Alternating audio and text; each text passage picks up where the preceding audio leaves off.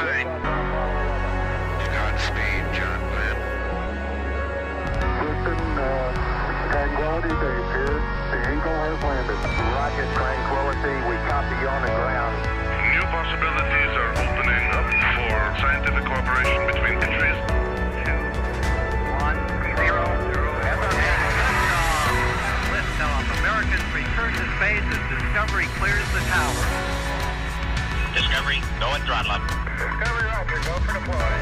Thanks to you and to everybody in the shuttle program. The crew is go for launch. Roger. Nice to be in orbit. We have followed in their footsteps to get us where we are today.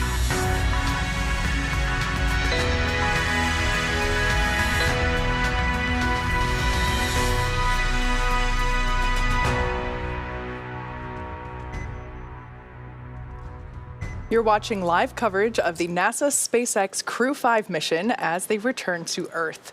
Dragon Endurance departed the International Space Station at 11:20 p.m. Pacific last night with NASA astronauts Nicole Mann and Josh Cassada, JAXA astronaut Koichi Wakata, and Roscosmos cosmonaut Anna Kikina.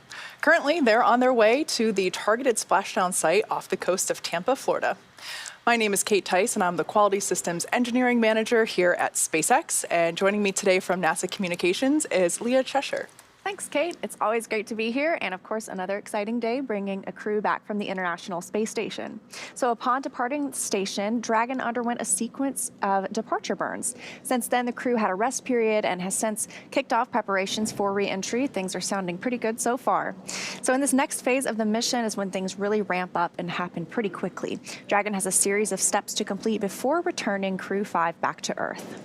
First, Dragon will maneuver to the correct attitude and jettison its trunk, which is the cylindrical, unpressurized part of the spacecraft. The trunk is currently connected to the aft or the bottom section of the Dragon capsule, where the heat shield is located. So in order to expose that heat shield and get the vehicle ready for atmospheric re-entry, we'll jettison that trunk. And just a quick look right now inside Crew Dragon with our Commander Nicole Mann on the left and pilot Josh Cassada on the right. After we jettison that trunk, we're looking for that to come up not too long from now, but from there the spacecraft will use its forward thrusters to perform the deorbit burn, which will put Dragon on a trajectory to return to Earth. The burn will last just over 11 minutes once it starts, and it uses the Draco thrusters on Dragon. These are the four located on the forward bulkhead primarily, and it's executed at the apogee or the highest point of Dragon's current orbit around Earth. This will alter Dragon's path to ultimately line it up to re-enter Earth's atmosphere and splash down off the coast of Tampa, Florida.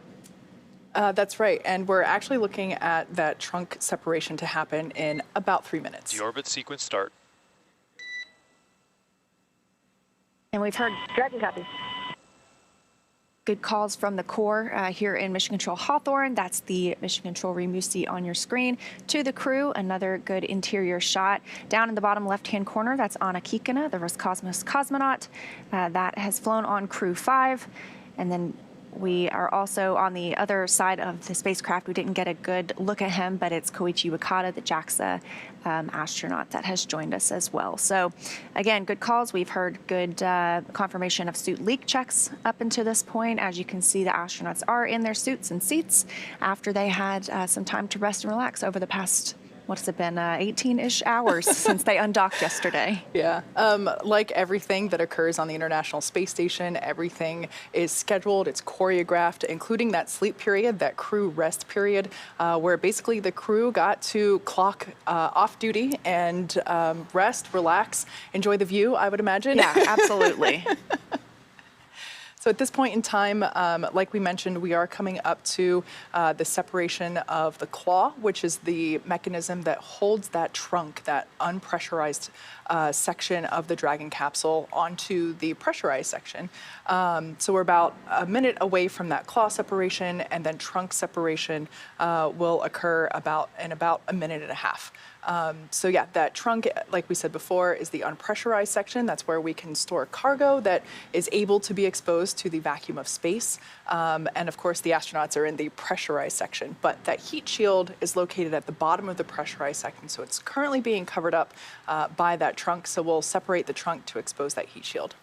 Another important thing to note is when we do claw separation, we're separating those umbilicals that connect the trunk to the pressurized section or the actual Dragon capsule where the astronauts are. So the solar cells that are wrapped around the trunk, those will of course be detached, and once we dispose of the trunk, Dragon itself will be on internal battery power. Yeah, so pretty exciting. All of this, as you mentioned, Leah, it's been 18 hours of progress. But at this point in time, to prepare for the upcoming events, right now the Dragon spacecraft is doing a couple of things autonomously, meaning it's doing it on its own. It's isolating the thermal control system fluid loops from the radiator. This system is what will help keep the internal temperature of Dragon very comfortable for Nicole, Josh, Koichi, and Anna during that re-entry phase. Dragon is also initiating separation of the claw mechanism. Like I said, that's coming up in about 10 seconds or so. And that will terminate, like Leah just said, that data, the power, and the fluid connections between the capsule and the trunk. So we're standing by to listen for the call out for trunk separation. And I got one update that we are in the proper attitude for that trunk separation. So Awesome. just one more of those checks that we were standing by to hear. Again, we are just in a waiting game until we have that claw and trunk separation. But that Nominal trunk jettison. All right, there's that call. Great news. right on time. Dragon copy. So as you can hear, that, like we mentioned, is the core calling out to the crew. They report that they copy because they're able to keep track of it on those crew displays that we could see over their shoulders. So again, the claw and trunk just separated. The claw is where those umbilicals for power and telemetry are from the trunk, and its solar arrays connect to the capsule. So now that they've disconnected, again, Dragon is exclusively on battery power. And we just additionally got that confirmation of successful trunk jettison as well, coming right on time at about 5:06 p.m. Pacific. So with that trunk separation, telemetry is looking good. The nitrox system is primed for cabin and suit cooling, and the heat shield is now exposed. The trunk is no longer needed. That is setting us up for our deorbit burn here coming up, scheduled to start at 5:11 p.m. Pacific time. Again, we anticipate that will last about 11 minutes. Yeah, that burn is an important one. That is what commits the crew to that location. Like we said, we're setting up for a landing off the coast of Tampa, Florida, and it's that deorbit burn that is the final burn that Dragon performs to really re-enter the Earth's atmosphere. Now, up next, we have the final steps that Dragon will perform prior to re-entry, the slew or maneuver to deorbit burn attitude and the deorbit burn itself. Leah, you did indicate that that attitude was correct and that we're going to start that deorbit burn soon. That will be the last time that the forward Dracos, which are the four thrusters located on top of the vehicle near the nose cone, it's the last time that those will ignite. The deorbit burn will place Dragon on a precise trajectory to return to the splashdown zone off the coast of Florida. And like Leah said, it'll last about 11 minutes once it begins. And again, we're tracking that to come around 5:11 p.m. Pacific, so 8:11 p.m. Eastern time. And we are actually under an hour now until our anticipated splashdown time. So when we say things are happening fast, they are happening pretty fast. But again, this is an autonomous flight like we've seen with Dragon in the past. And our 4 crew members are riding comfortably, it appears. Their visors are still up. Once we get closer to that deorbit burn, we anticipate to hear a call from the core to the crew to go ahead and lower their visors just as a precautionary measure ahead of that major burn. That's right. And the crew has already completed the required suit leak checks.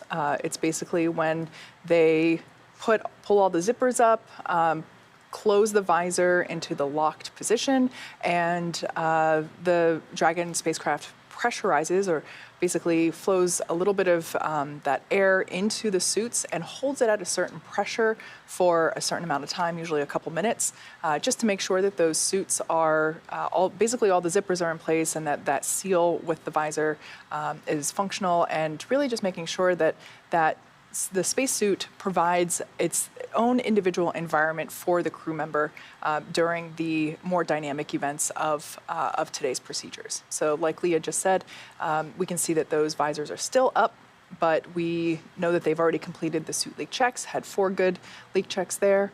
This is also a great shot because you can see the tablet on Commander Nicole Mann's leg. So those are the tablets that are used for monitoring Dragon's progress and the different statuses and states that the vehicle is in. It's also what they use to log the consumables during flight. So we talked before about that period of time where the crew is off duty. They can do whatever they want to do. And as you can imagine, staying hydrated is important, and they use those tablets to track how much water they drank and out of which water bottle it was. So it's just helping to make sure that everything is accounted for. Like we said, we're coming up to the deorbit burn. We're about 5 seconds away from that burn start.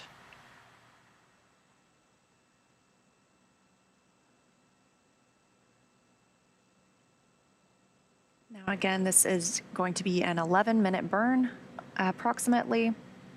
Just over 11 minutes. It's pretty large. We've got to slow the astronauts down from orbital velocity at 17,500 miles per hour and put them on that track to Tampa, Florida, in that splashdown. If you look, you can see the windows near Josh Cassida's feet. Actually, it's in the background, but it's bright. It's clearly they're in an orbital daylight. But when you're traveling at orbital velocity, 17,500 miles per hour, you see a sunrise and a sunset every 45 minutes. And if you look on their crew displays, it looks like you can see some of the thrusters are firing. So sounds like the deorbit burn is underway. Again, started right on time at 5:11 p.m. Pacific, targeting about 11 minutes for that burn. We're looking at about 10 minutes and 20 seconds remaining in that deorbit burn. Within just the last 10 minutes, Dragon jettisoned its trunk. It initiated that deorbit burn about 2 minutes ago now.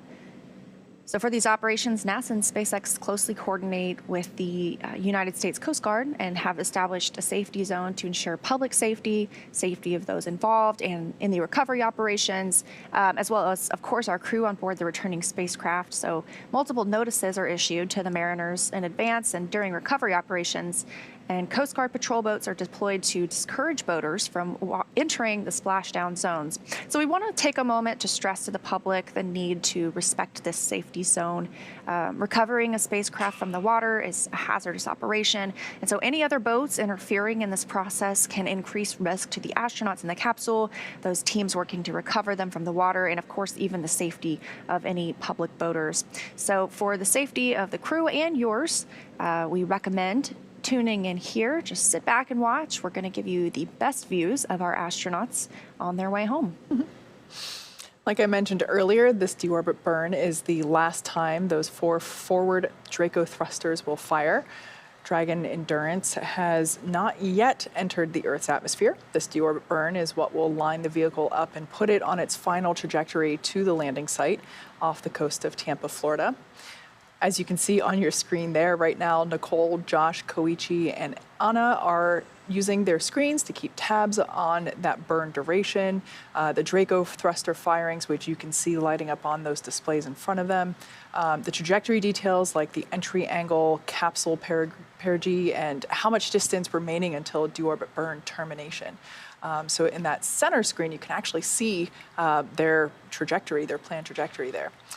Dragon is flying itself, so all that the crew has to do is stay strapped in their seats and keep tabs on things, which I know for me personally, I love looking out windows when I'm traveling, especially in airplanes, and so I imagine if I were flying, this part would be really hard for me because I just want to get out of my seat and look out the window. Those last few space views, I'm with you. I'm always a window seat girl. Now, with Nicole, Josh, Koichi, and Anna ready to deorbit and splash down back on planet Earth, they'll be heading to one of 7 targeted sites supported by SpaceX and NASA. All of these sites are located off the coast of Florida, either in the Gulf of Mexico or the Atlantic Ocean. Spreading the supported sites across multiple locations actually helps to maximize the return opportunities for this mission and future crews, lowering the chance that we'll have to wave off due to bad weather. So pretty helpful. Yeah, absolutely. So yesterday, NASA and SpaceX together selected primary and alternate splashdown locations. Obviously, our primary, as we've discussed, is off the coast of Tampa, Florida, and the alternate is Daytona. This selection process works with a lot of different variables, including the space station's orbital trajectory, the landing sites available, and favorable weather, as you mentioned. Of course, how much free flight capability Dragon has for the trip home, and the sleep schedule for those returning crew members. We'll start with calculating daily return options based off of the space station's current orbit and Dragon's capabilities to maneuver and line up for re-entry. The time from undock to landing at the primary site can vary from less than 6 hours to more than 39. Getting home the quickest comes with some obvious benefits, but we always have to make sure that the crew is properly rested for dynamic operations, preventing us from scheduling 20-plus hour days for them.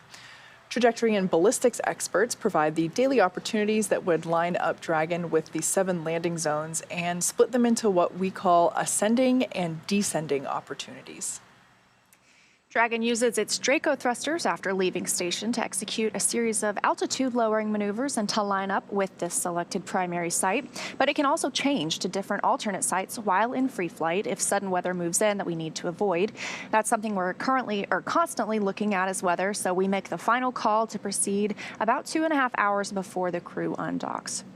For the Crew-5 return, as always, we look at a number of weather items. Some of those more obvious ones are no rain or chance of lightning in the recovery zone, both for the safety of the crew in the capsule and the recovery teams on the water. We're also looking for wind speeds less than 15 feet per second, or about 10 miles per hour, and relatively calm seas so we can safely execute recovery operations, which includes landing a helicopter on the recovery ship to fly Nicole, Josh, Koichi, and Anna back to Florida. Now, I have heard the weather described in 4 different ways for this Tampa site. I've heard go, very go, home run, and stupendous. So it sounds like they have a pretty nice landing site waiting for them today. I think one time we also got super go. Oh, wow. That's another level. So once Dragon began flying free yesterday, there were a number of additional checkpoints to either proceed toward the primary site, head to the alternate, or select a new zone based on real-time weather data. These checks happened all the way up until we are in the final hours before the deorbit burn, which started about 6 minutes ago. That's this last burn in the trip home, and it commits the Dragon capsule to re-entering the Earth's atmosphere.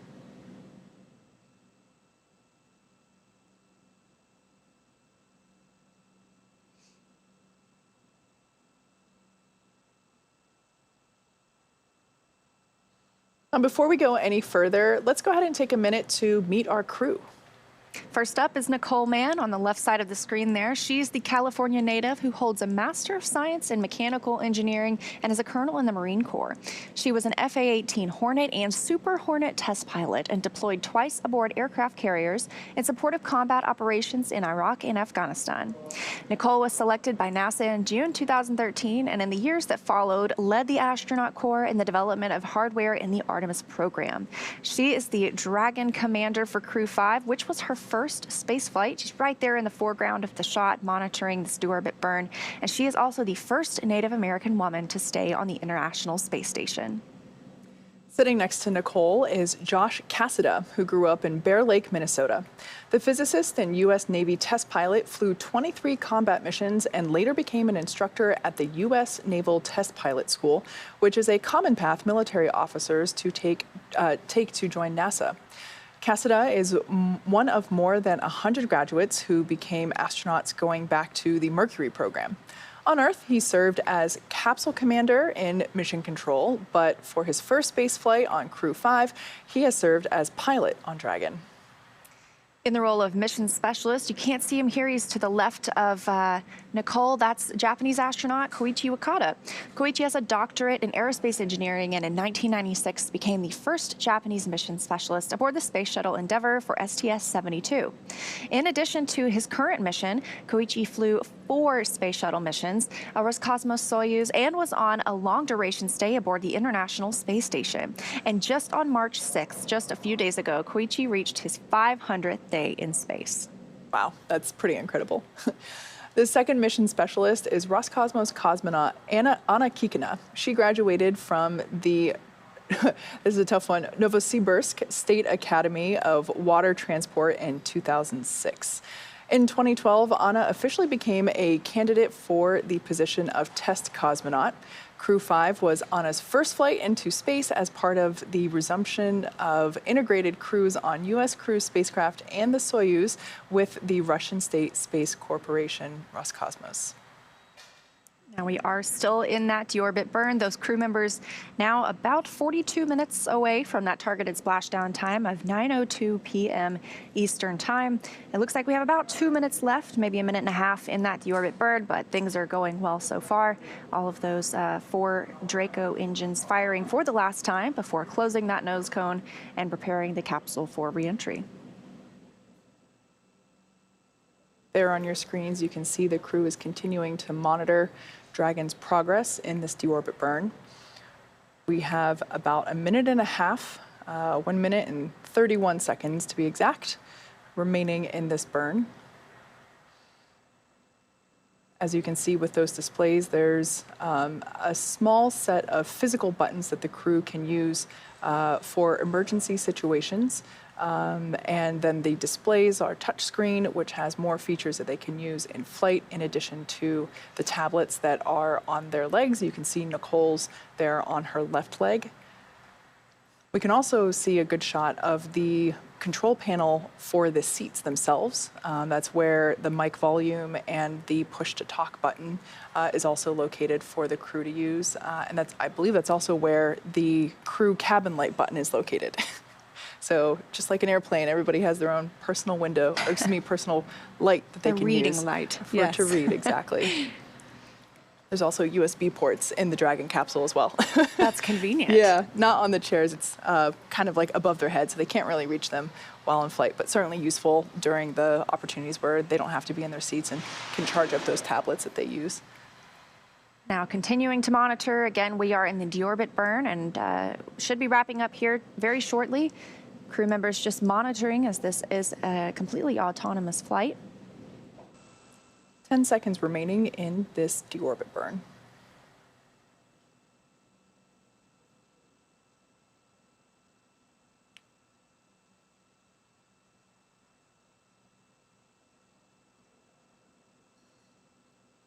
That deorbit burn is... Deorbit burn complete. Performance nominal. Nose cone closure initiated. Dragon copy. Just what we wanted to hear. Deorbit burn is complete. Nominal is always the word we're looking for. And so with that complete, next up is closure of the nose cone, since we won't be using those Draco thrusters anymore. That's right. That nose cone is what protects those Draco thrusters, as well as that forward hatch, which is the hatch that the crew, of course, used to dock to the space station and get in and out of Dragon while it was docked on station.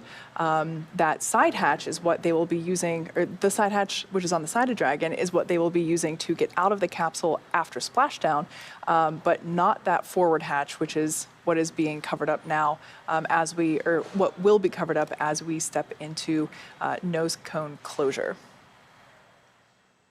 Wow. And there we can see a live view of that nose cone closing on Dragon Endurance.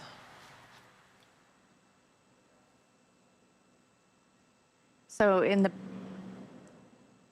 Dragon is currently inhibiting those forward bulkhead Draco thrusters that we just used to complete the deorbit burn. Those are inhibited now, I should say, meaning that it was safe to latch the nose cone shut. And the vehicle has initiated the nitrox suit purge. This will help keep Nicole, Josh, Koichi, and Anna cool and comfortable during re-entry, which is coming up in about 20 minutes. At this point, like we saw, the nose cone is closing, protecting the forward hatch for reentry. So Nicole, Josh, Koichi, and Anna are using their screens to continue monitoring the locking of the nose cone, which is done by a set of hooks. That's exactly right. Now we have a live view there of Mission Control Hawthorne, actually located just to the side of Leah and I. That is where the calls are coming from that we hear to the crew, coming from SpaceX Core Mike Blasco. Another view there of that nose cone closing. There's about another minute and 14 seconds remaining in the nose cone close. But yeah, those calls that we hear to the crew and basically communicating status of what's happening or what has completed, that comes from that room that you see there on your screen. We're standing by for the confirmation of nose cone closure. We are now about 18 hours since undock yesterday. So we've mentioned that the crew has had time to rest, relax, maybe eat a little bit, take a nap. But right now are monitoring the continuation of nose cone closure, just waiting on that call out to the crew. About 30 seconds remaining now to nose cone close. As we said before, since we won't be using the 4 forward Draco thrusters, and obviously the hatch is sealed and shut, we are able to close that nose cone. It's an important step because ultimately this is the, now that the trunk has been separated, this is the last major physical change that Dragon will undergo prior to deorbit burn. Dragon that the Crew-5 crew members are flying on today is named Endurance. It was dubbed that by the Crew-3 crew in honor of the endurance shown by the NASA and SpaceX teams as they were building and training, or building the spacecraft and training the crew through the pandemic. So I thought that was a really nice way to honor both the teams. Very fitting for sure. So we're standing by for the call out to confirm that the nose cone has been closed. Again, this is the last major physical change that Dragon undergoes prior to that deorbit burn, or excuse me, prior to re-entering the Earth's atmosphere. They've already completed the deorbit burn itself. Yes. So this nose cone closure is an important, one of the last steps prior to that re-entry. That deorbit burn really commits us to returning to Earth. There's not really any waving off after that happens. And as we mentioned before, we are targeting a splashdown off the coast of Tampa, Florida. And a look here at both teams monitoring the mission. Over on the left is Mission Control in Hawthorne, and on the right is Mission Control at NASA's Johnson Space Center in Houston, Texas. Home sweet home. They were in joint operations while Dragon was docked to the International Space Station and until the spacecraft exited the approach ellipsoid. So now the teams are continuing to watch the re-entry of the spacecraft and prepare to welcome the astronauts home, but in a monitoring mode now, since we are obviously quite a ways away from the International Space Station itself. And as for the crew on the International Space Station, they are in a sleep period right now, but they do have the opportunity to watch these broadcasts and watch their friends arrive back on Earth. So hopefully if they're watching, they still take some time to get a little shut-eye later tonight. So at this point in time, the nose cone is closed. We're just waiting for that to be called out to the crew. From the SpaceX core, next up will be to initiate that nitrox suit purge. Again, that just helps to keep the crew super comfortable during that re-entry period.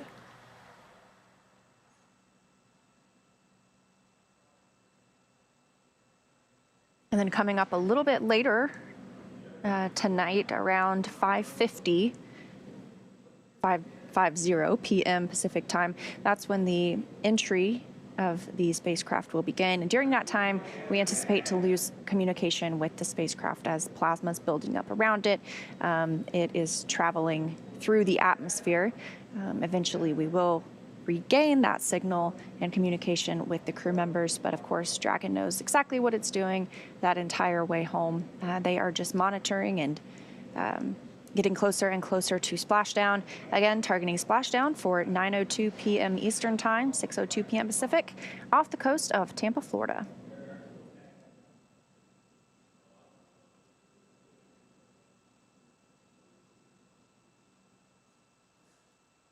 Nose cone closure continues. It looks like the first set of hooks is closed and the second set is closing as we speak.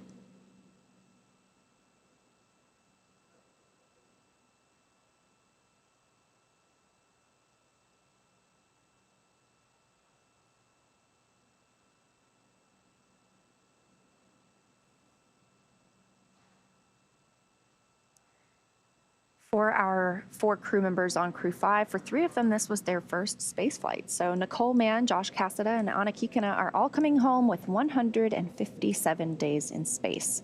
As we mentioned earlier, Koichi Wakata this is his 5th space flight. So he is coming home with a total of 505 days in space.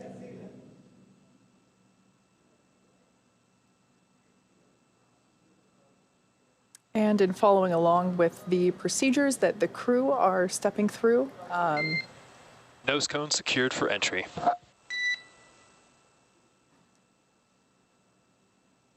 Dragon copy.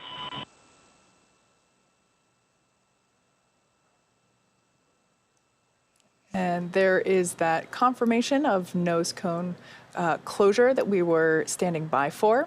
Now, as we begin the second half of entry, Dragon is now beginning to inject that cooled nitrox or nitrogen-oxygen mixture into the air being delivered to the suits worn by Nicole, Josh, Koichi, and Anna. Again, that's what will allow the crew to remain super comfortable while the external temperatures reach 3,500 degrees Fahrenheit, so a little warm on the outside. That heat shield is pointing forward, leading the capsule to the landing site. And speaking of the heat shield, Dragon's primary heat shield is comprised of PICA 3.0, which stands for Phenolic Impregnated Carbon Ablator. The first generation PICA was actually first developed by NASA for studying and sampling comets within our solar system.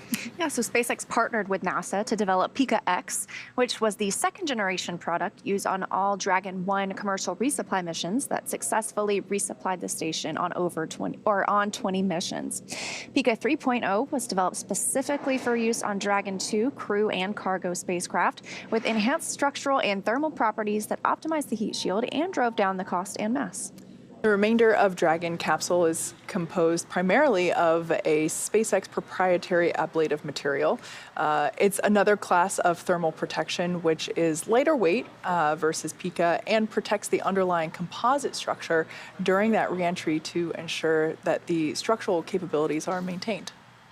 So while Dragon will experience temperatures well over 3,000 degrees Fahrenheit during peak re-entry conditions, the characteristics of the thermal protection systems, also referred to as TPS, coupled with the environmental cooling and life support system, which we refer to as ECLIS, that's in the pressurized interior, that will ensure that Nicole, Josh, Koichi, and Anna stay cool and comfortable during all phases of re-entry through splashdown. After Crew Dragon Endurance has re-entered the Earth's atmosphere, a series of parachutes will deploy to slow the crew's descent. The first will be 2 drogue parachutes, followed by the 4 main chutes to guide Dragon to its first contact with Earth since launching in April last year. Dragon will automatically deploy these parachutes when different pressure and positioning sensors on the capsule detect that they are at the right speed and altitude. The vehicle velocity at the drogue deploy parachute timing is about 350 miles per hour. So they deployed about 18,000 feet. Now the vehicle velocity when the main parachutes deploy is at approximately 119 miles per hour. They'll deploy at about 6,500 feet. And when we have our water splashdown, the spacecraft is traveling cool and comfortable, approximately 16 miles per hour. So the highest G load we expect the crew to experience during reentry is about 3 to 5 Gs. So again, with nose cone closure, we don't have a whole lot of visual changes, like you mentioned, that we will see. And our crew members are already in their suits and in their seats, as we had a preview of earlier. So coming up next will be our anticipated loss of signal around 5:48 p.m. Pacific time. The crew just got an update on that from CORE here in Hawthorne before we started the broadcast. So again, when we're in that entry period and plasma is building up around the spacecraft, it makes it hard for us to communicate back and forth. So during that time, we won't have communication with the astronauts or the spacecraft itself. However, again, Dragon is fully autonomous and continues guiding those crew members to our splashdown site in Tampa. That's right. That expected loss of signal, or LOS, as you'll hear it called out, is coming up in 14 minutes on the dot, actually. And it's something that happens every time one of the Crew Dragon capsules returns to Earth. It lasts only a few minutes, but it's something that we will hopefully at that time be able to have some views of Dragon as it is re-entering the atmosphere. But of course, after that, that entry point, like we mentioned before, those parachutes will deploy shortly thereafter, starting with those 2 drogue parachutes, followed by the main parachutes, which are those beautiful orange and white big parachutes that we just love to see during that re-entry. And of course, the recovery ship tonight that will be recovering the crew from the waters off the coast of Tampa is Shannon, named in honor of Shannon Walker, who flew on the Crew-1 mission back in 2020. Can't believe it's been 3.5 years now.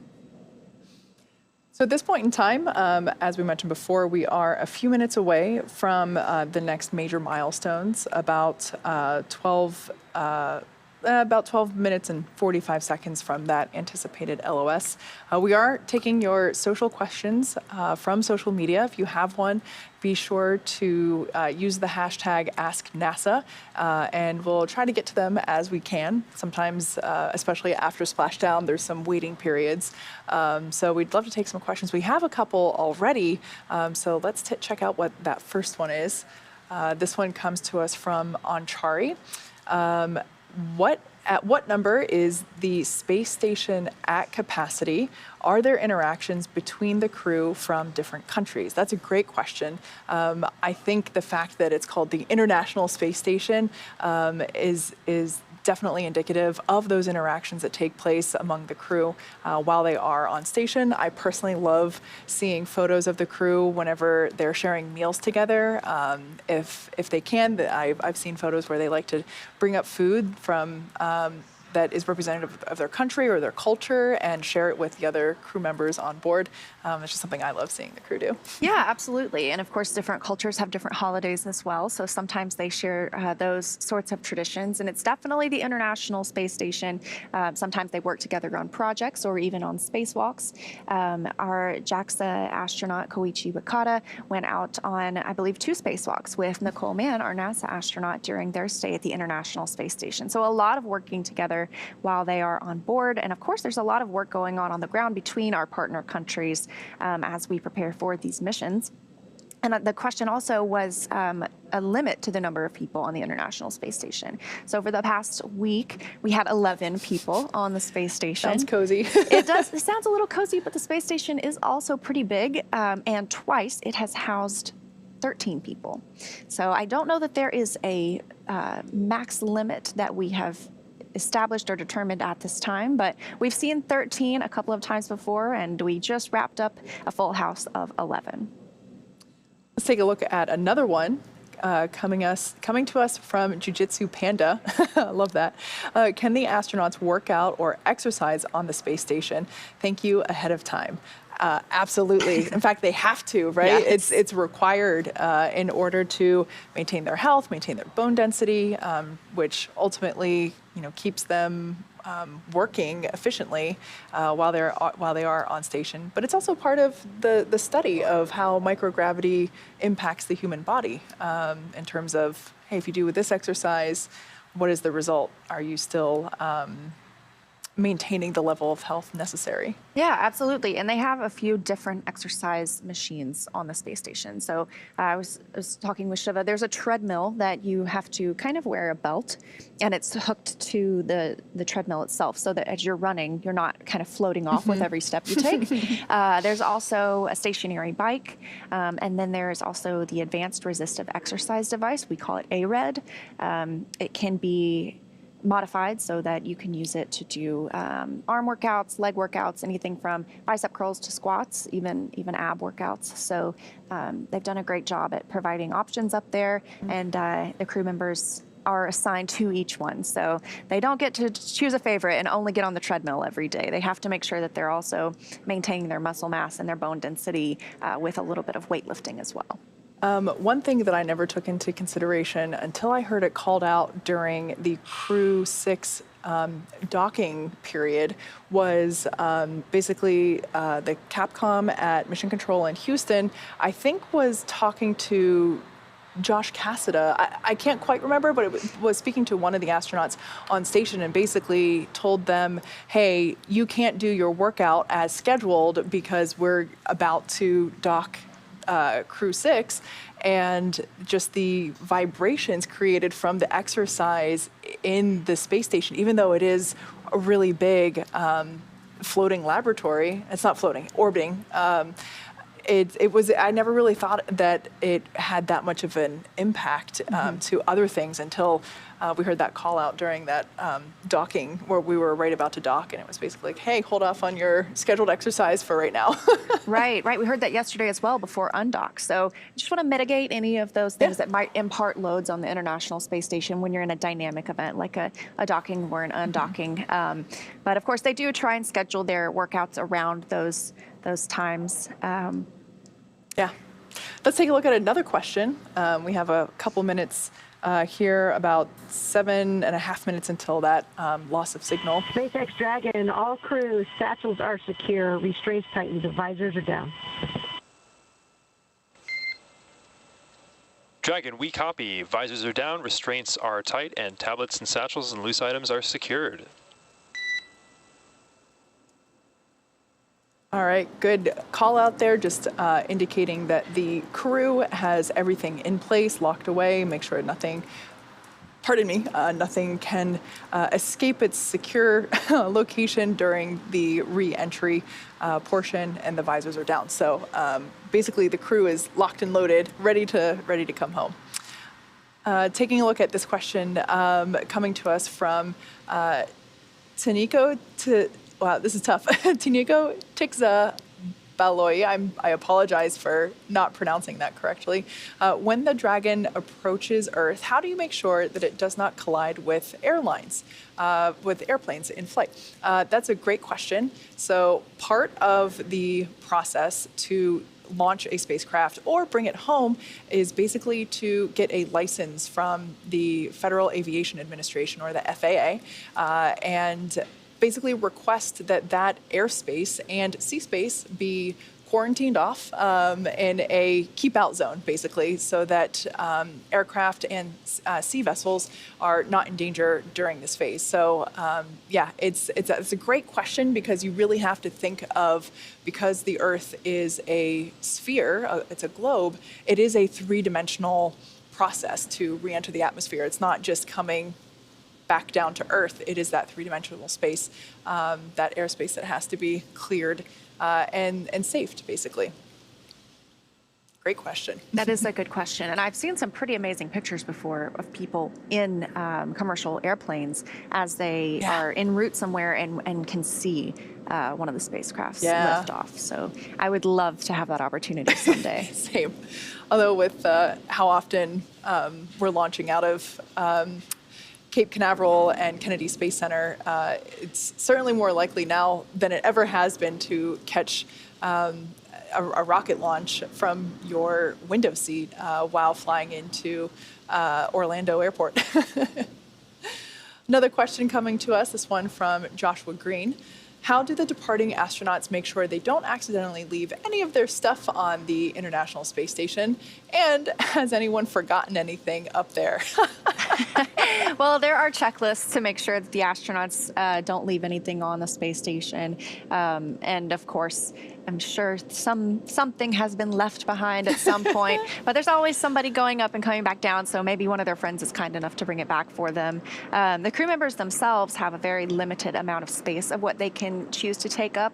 I've heard it referred to as maybe like a shoebox size, so they might take up photos or jewelry or special mementos for their friends or family back home. So those things I'm sure they keep close personal track of, but then additionally there is a lot of cargo or scientific research that is loaded back onto Dragon before it comes home. So there are teams specifically dedicated to tracking the locations of items on the International Space Station and make sure that our crew members load them up before it's time to come home. It's a good question. Yeah, it is. Next one coming to us from Sooner Source. My son Dex would like to know how fast the capsule is going when it hits the water. Oh, that's actually a really great question. I'll back up first. When the capsule is on station and when it departs the space station, it's going 17,500 miles per hour or thereabout. Yes. It's going really, really fast. And then we do that deorbit burn, which helps to slow the vehicle down significantly. But at that point in time, it's still going, I want to say it's about 500 miles per hour as it re-enters the atmosphere. That heat shield that we talked about before is actually going to do a lot of work that gets converted into the form of heat, that plasma that builds up, and actually slows it down. So the Earth's atmosphere is actually going to help us out in slowing the vehicle down even further as it re-enters the Earth's atmosphere. And then we have those two sets of parachutes. Oh. Dragon, SpaceX for entry briefing.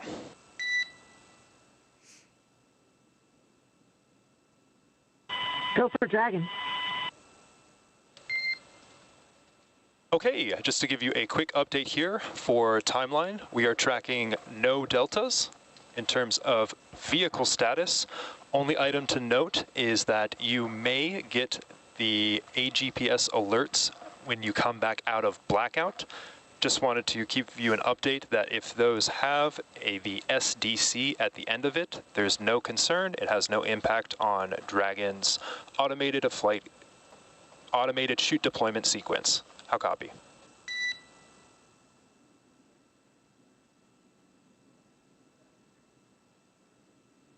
Okay, copy. We may get the APGS alerts. If it's not Sierra Delta Charlie, that's no impact. Those are good words. Other than that, the weather's still looking good, and we're looking forward to getting you home shortly.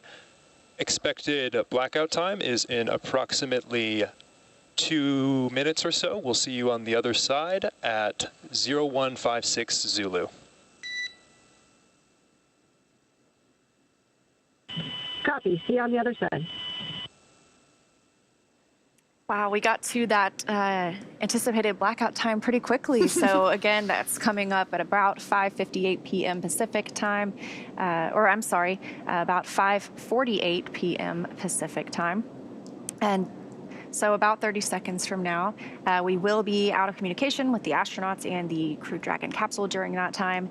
The Corps mentioned an AGPS potential alert coming up after they require signal. That is the absolute global positioning system. They had a couple of pop-ups earlier, but as you heard the Corps tell the crew, those are not of any concern for them. Additionally, I got a good report for everything on Crew Dragon, looking good as we head into this entry period. There was one ground item we were monitoring that the Corps discussed with the crew earlier this evening. The WB-57 will not be available due to a technical issue. Of course, this has no impact on the operations. It isn't necessary for return. Everything continues to go very smoothly. The main purpose that we fly the WB-57 is to collect engineering imagery in addition to what we get from the cameras on the boat. So we will have those cameras on the boat, keeping their eyes out to spot our crew members as soon as they re-enter the Earth's atmosphere. That's right. Now, after Crew Dragon Endurance has re-entered the Earth's atmosphere, a series of parachutes will deploy to slow the crew's descent. First will be the 2 drogue parachutes, followed by the 4 main chutes to guide Dragon to its first contact with Earth since it launched. Dragon will automatically deploy those parachutes when different pressure and positioning sensors on the capsule detect that they are at the right speed and altitude. And we were just talking about these speeds. So the velocity at the drogue deploy point, we've slowed down to 350 miles per hour. Those deploy at about 18,000 feet. That is quite different from the 17,500 miles per hour we were just traveling before the deorbit burn. Yeah. And then the velocity at the time of main parachute deploy is about 119 miles per hour. Those will deploy at about 6,500 feet. And then that gentle water splashdown, we will be traveling at about 16 miles per hour. So again, that highest G load we think is around 3 to 5 Gs. So they should be pretty comfortable just monitoring, again, as all of those parachute deploys are autonomous. Again, we are in that communications blackout period. It's just begun. That's right. We're expecting that to last about 7 minutes due to the formation of plasma around the spacecraft. During that time, no vehicle telemetry is received by mission control or the recovery team, and no external commanding of the vehicle or voice communication is possible. As a reminder, Dragon is designed to fly itself, though. During reentry, the vehicle will be slowing down from the orbital velocity of 17,500 miles per hour. The top temperature that Dragon will experience upon that reentry, in terms of the exterior temperature, is around 3,500 degrees Fahrenheit. So as we mentioned before, we expect this blackout period to last several minutes. We are basically now in that reentry period, and we anticipate this we anticipate getting that signal back in about 5 minutes from now. This is moving pretty quickly because we are anticipating those drogue parachutes to deploy at about 5:58 p.m. Pacific time. So really just 7 minutes from now. We're looking at splashdown around 11 minutes from now. So this is a very quick timeline. A lot of things happening in rapid succession as our crew members come home. But again, we've heard good reports so far, and we are awaiting that acquisition of signal in around 4.5 minutes. Now, one thing that if we were able to get views inside the Dragon capsule, which, like we said before, because of that plasma buildup, we are unable to get those views. But if you were watching earlier in the webcast, you did see those crew displays, those touchscreen panels that the crew was using to monitor the health of the capsule, the state of what was, the state of command for what the Dragon capsule was actually executing. As of right now, they also now have a little map that shows where they are and how much further they have to go for this reentry. They will be able to follow along with the anticipated deployment of those parachutes. One thing that the crew is trained to do is be aware of the surroundings. And of course, when those parachutes deploy, because they are slowing the capsule down, there is a small jolt that occurs during that deployment. And so, and also whenever they splash down, you'll also hear brace for splashdown or brace for impact.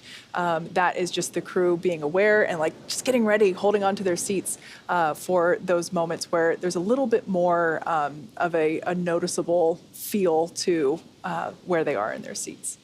Right, and I think it's very interesting after watching so many splashdowns, whenever we have main parachute deploy, they don't open to their full ballooned shape right away. They do something called reefing. So they open up quite slowly, or sometimes it appears that way. That way, that jolt is not, it's not exaggerated any more than it has to be. So they open up slowly and slow the spacecraft down again to about 16 miles per hour. Again, we're in the anticipated loss of signal. There's 2 minutes, or about somewhere between 2 and 3.5 minutes remaining. Sometimes it's hard to tell exactly when we'll be able to get that signal back, but in about 3 minutes, we will start hearing the Corps reach out to the crew to see if they can make that connection. Once again, the loss of signal is expected, totally normal, due to that buildup of plasma around the exterior of the capsule. And we also have our recovery teams already on site, already on Shannon, the SpaceX recovery ship, and that is waiting off the coast of Tampa. Some of those team members arrived by helicopter. We have one of our NASA public affairs officers also on. And there's our first view of the Crew-5 crew in Dragon Endurance re-entering the Earth's atmosphere.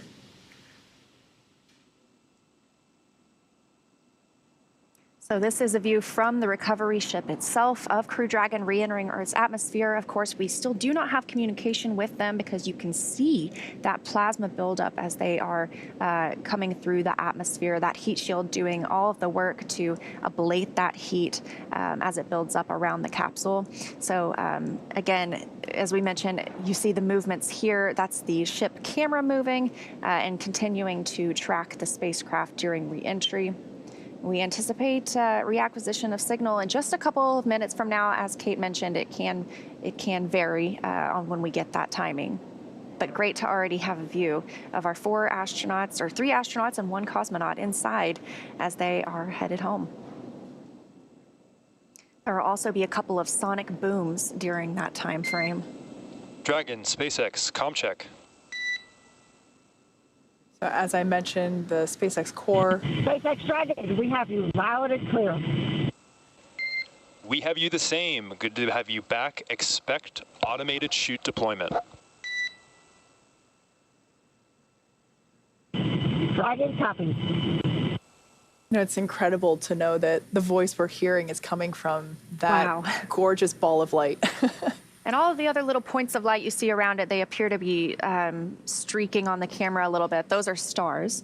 Obviously, that beautiful bright light in the middle, that's Crew Dragon Endurance coming home after 157 days in space. We are standing by for drogue parachute deployment. That'll be in about 2 minutes, but we already do have acquisition of signal. That came, again, a little bit earlier than we expected. So that's right. It is a little hard to target sometimes. GPS has converged. Expect nominal altitude for drogue chute deploy. Dragon, copy.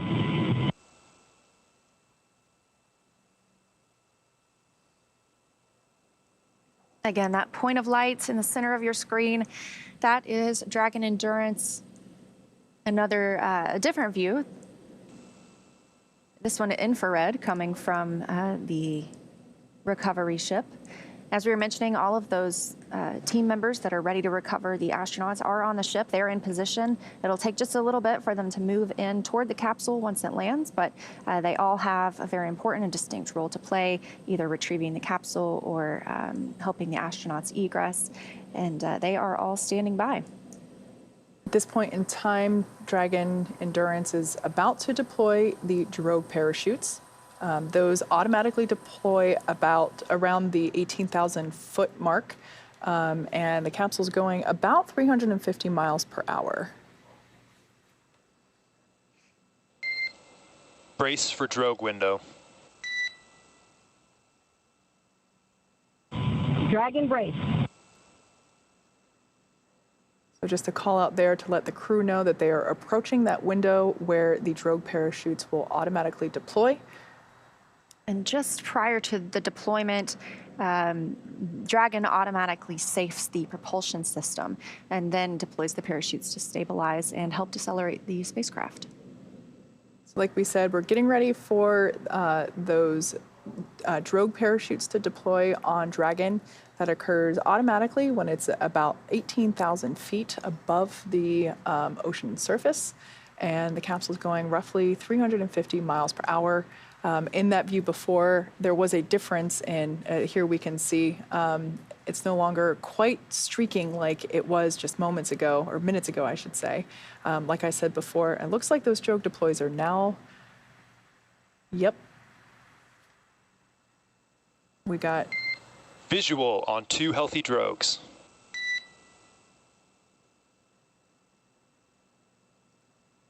Dragon, copy. As you can see with that infrared view, we have 2 healthy drogue parachutes on Dragon. There's a view from Dragon looking up at the drogue chutes. Those will remain attached to the spacecraft until they help deploy the main parachutes, coming up in just a few moments. Again, these views coming to us from the recovery ship, standing by to recover our crew members once they splash down. Looks like we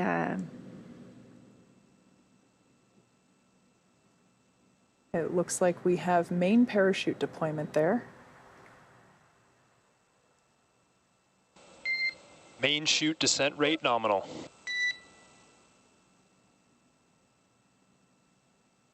Dragon copies, 1,000 meters.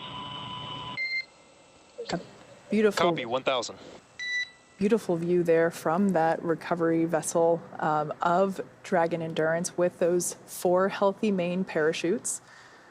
At this point in time, the capsule's going about 119, or was going about 119 miles per hour when those were deployed, and they also deployed about 6,500 feet. So these main parachutes will help slow the vehicle down even further to about 800 meters. Copy, 800. so that we'll hear from the crew about how far they are above the surface of the water. So there we just heard that call out for 800 meters. The capsule is slowing down further and further. By the time that it actually splashes down, it'll only be going about 16 miles per hour. It's fascinating to think that just minutes ago, really, they were in outer 600 meters. space Copy, 600. and are now just 600 meters above Earth. Again, we are targeting a 9:02 p.m. Eastern Time, splashdown 6:02 p.m. Pacific. So that is the next major milestone for us today, now that we have 4 healthy main parachutes all deployed. Things continue to look good aboard Dragon. That's right. We're about a little less than a minute and a half away from the crew splashing meters. down. Copy, 400 meters. Once again, we are targeting a splashdown off the coast of Florida near Tampa. So this is what we would consider a Gulf landing. And those strobes of light on your screen, those are spotlights coming from the recovery vessels as they continue to track Dragon Endurance. 200 meters, crew brace for splashdown. Copy, 200 and braced. Commander Nicole Mann giving out that call as we are standing by for splashdown off the coast of Tampa, Florida.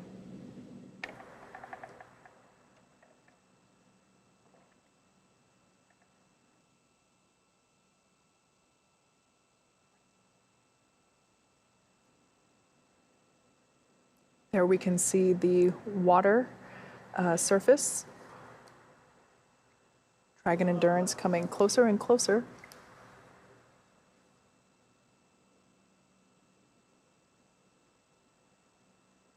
And as you just saw, splashdown of Crew-5. 157 days in space. SpaceX Dragon splashdown. Names have been released. Copy, Dragon. We concur with splashdown and mains released. Dragon Endurance, on behalf of SpaceX, welcome home.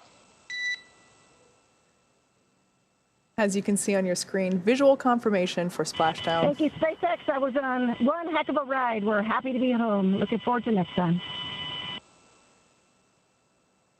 Dragon Endurance has returned home, and NASA astronauts Nicole Mann and Josh Cassada, JAXA astronaut Koichi Wakata, and Roscosmos cosmonaut Anna Kikina are back on Earth after an approximately 19-hour return journey from space.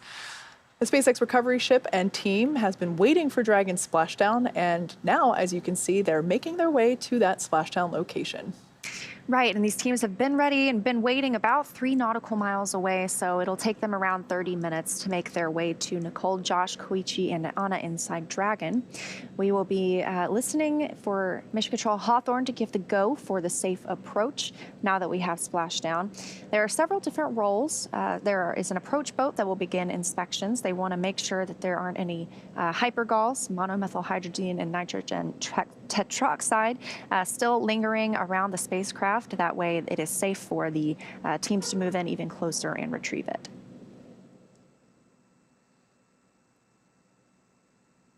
Yeah, the crew will basically approach the capsule and they use what's basically a sniffing device, a device that can detect those levels of MMH and NTO. And they are toxic to breathe, and so this is a super important step to complete. SpaceX Dragon, looks like we are in stable 1, although a little tough to. Copy that, Dragon. We concur and are happy to report that the recovery personnel have also confirmed stable 1. Awesome, thank you.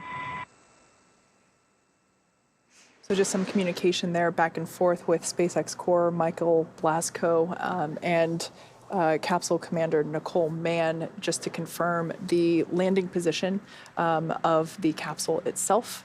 As we can see there on your screen, even better now with that spotlight, the crew, the recovery team is approaching the capsule. They are going to make sure that that monomethylhydrazine and nitrogen tetroxide is not present on the exterior of the vehicle. There could potentially be traces due to the fact that those are the thrusters that Dragon was using while in orbit, and so we want to make sure that there aren't any traces of those fumes, basically, so that the team can get close to the capsule. We will actually see an individual climbing on top of the capsule to secure the harnesses that are necessary, the rigging, to lift the capsule onto the recovery vessel.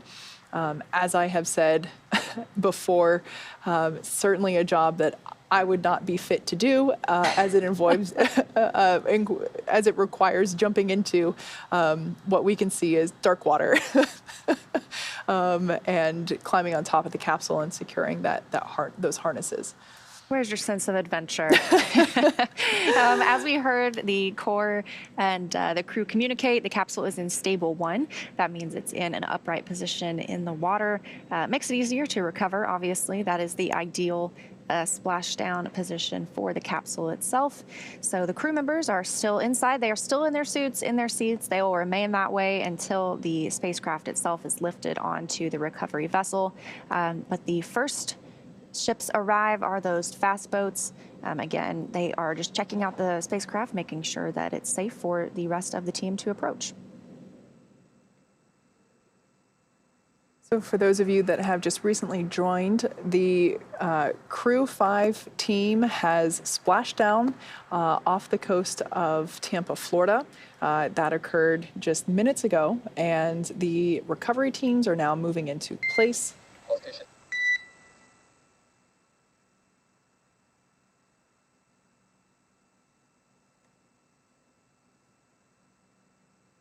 And we're anticipating that those first approach boats will arrive at the capsule just a few minutes from now. Dragon, SpaceX is go for recovery personnel to approach. Expect personnel alongside Dragon in 1 minute. Dragon copy. SpaceX Core just giving the crew a heads up. Hey, you might be seeing some people on the outside of the capsule. It's to be expected. Yeah, first people that they've seen on Earth, in almost 6 months. That's right, 157 days in space. Now complete as Dragon Endurance with the Crew-5 crew, now safely back on Earth.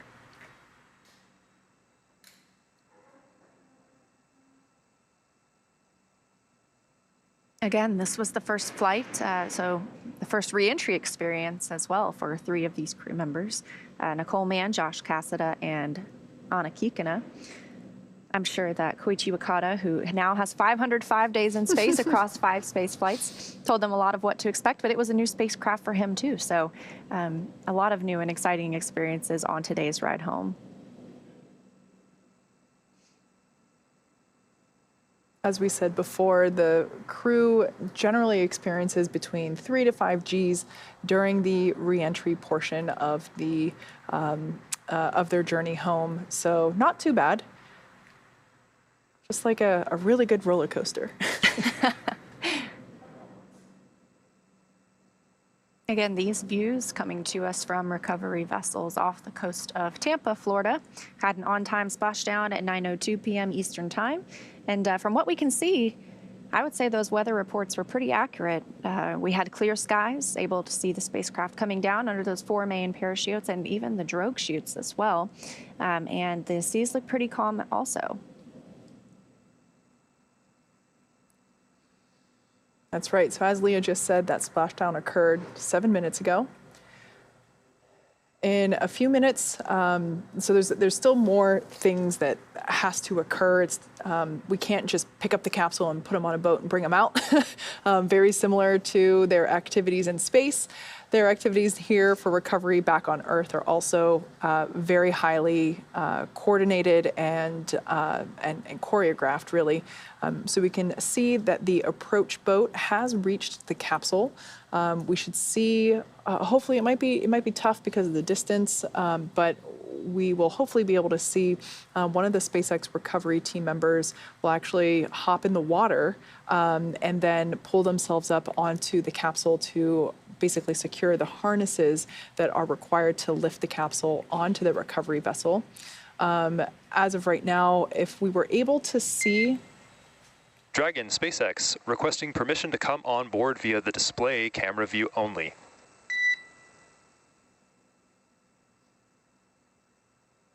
SpaceX Dragon, you are welcome on board. All right, so just We copy. SpaceX Mission Control, basically just making sure it's okay for us to turn those interior cameras on. So we should get a view, the one that we saw before that sits between pilot Josh Cassada and Commander Nicole Mann, so we can see the screens that they're looking at. But as we were saying, the recovery team is circling the vessel, just making sure that there are no hypergol fumes there that are present. There's also another team circling and gathering the parachutes from the water to try and recover those as well. Once we hear the call out that there are no hypergols present, the recovery team will be able to take off their respirators. So if we were able to see them, they would have personal protective equipment on, those breather masks basically to make sure that they're breathing clean air to ensure that, and they will do that until that they are sure that there are no hypergol fumes present. Of course, during this time, oh, look, here we are. That's our Crew-5 astronauts now back on Earth. Again, on the left, you can just see the top of her helmet visor. That's Commander Nicole Mann, NASA astronaut. And on the right, NASA's Josh Cassada, the pilot for the mission. SpaceX is back on board with the display camera only.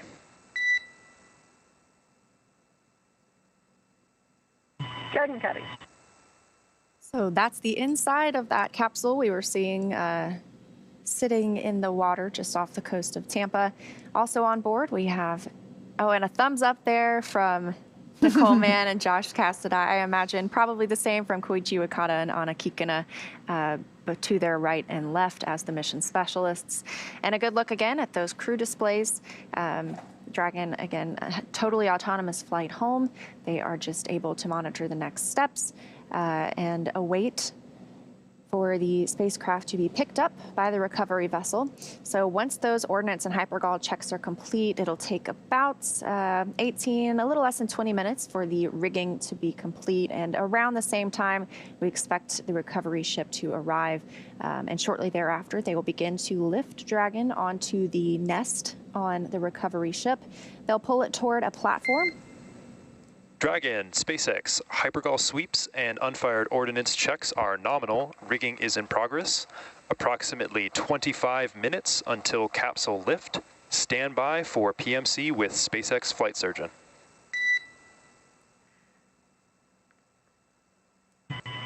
Dragon, please.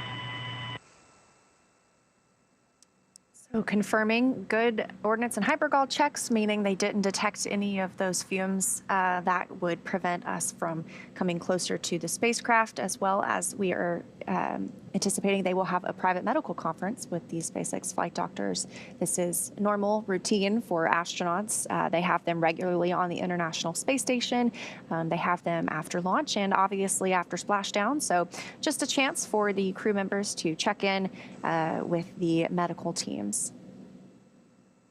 That's right. So that view there on the right-hand side, there is now an individual who is basically climbing, or will be climbing, on top of the Dragon capsule to secure the harnesses and the rigging that we will use to lift the Dragon capsule out of the water and onto that recovery vessel.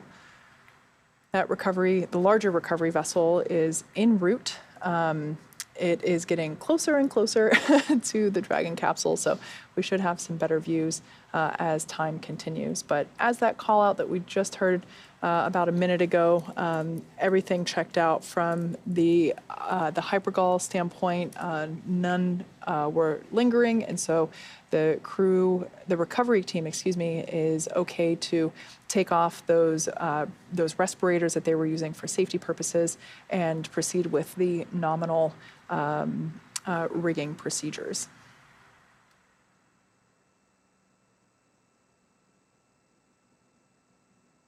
Once these crew members arrive on the recovery vessel, Shannon, they will again be placed in the nest. The Endurance spacecraft itself will be placed in the nest and moved to a platform where the astronauts will egress, that side hatch being opened for the first time in 157 days since launch last October.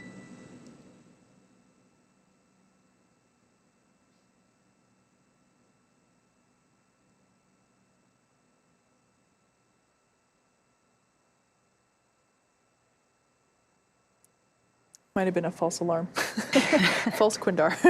So the astronauts will egress, and as with every space flight that we see, whether they are flying, from here in America on Dragon, or if they are in a Soyuz spacecraft, all astronauts and cosmonauts receive medical checkouts after they land. Again, this is our totally normal procedure. Just an opportunity for them to get checked out. It is quite an environment change coming back from 157 days in microgravity back to 1G here on Earth. That's absolutely right. But one thing that is for sure of the recovery, of the splashdown and recovery views that we've had whenever we see the crew coming out of the capsule, I've yet to see somebody come out that didn't have a smile on their face. Oh, how can you not? They just said it was one great ride. So yeah. I'm sure they're all excited, number one, for the experience and the accomplishments that they have, but also now they're back home. They get to spend time with friends and family. They will be helped onto a stretcher, as we've seen before, just to help them get their land legs back. Yeah, absolutely. It will take about 25 minutes. So we heard, about 2 minutes ago, we heard that it will take about 25 minutes for the entire rigging process to complete and to lift the capsule onto the recovery vessel. We can see there on the right-hand side of the screen that rigging is in process. The left-hand side of your screen, of course, is a view inside Dragon capsule, where the crew is using those touchscreen displays to monitor progress of everything. I imagine they can also hear what's going on outside as well, in terms of the individual that is crawling around on top of the capsule to secure those harnesses. It's been 15 minutes now since we had splashdown, 9:02 p.m. Eastern time, again off the coast of Tampa. Everything was looking really nice tonight for that on-time splashdown, right on the minute. That's right. We even had acquisition of signal about a minute earlier than originally anticipated. But as we said before, it's not an exact time that we know it comes back. So we were certainly happy to hear Commander Nicole Mann's voice come through pretty loud and clear. And of course, these checks and the rigging and lifting Dragon itself take time, and the teams are very deliberate and take the time that they need to make sure that everything is done properly and safely. But I do think it's very impressive and funny to me that within 2 hours you can go from being in space to already back on land on the recovery ship. It's faster than my flight from California to Houston, so I always think that's very fun.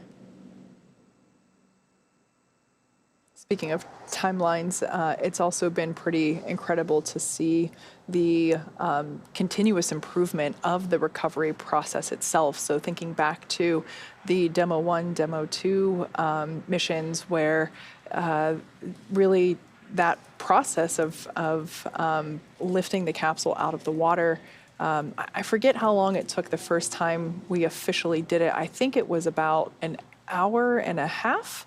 And it's really well streamlined at this point in time. You know, this is the fifth operational mission to the International Space Station. Of course, we launched Crew-6, but they're still up there.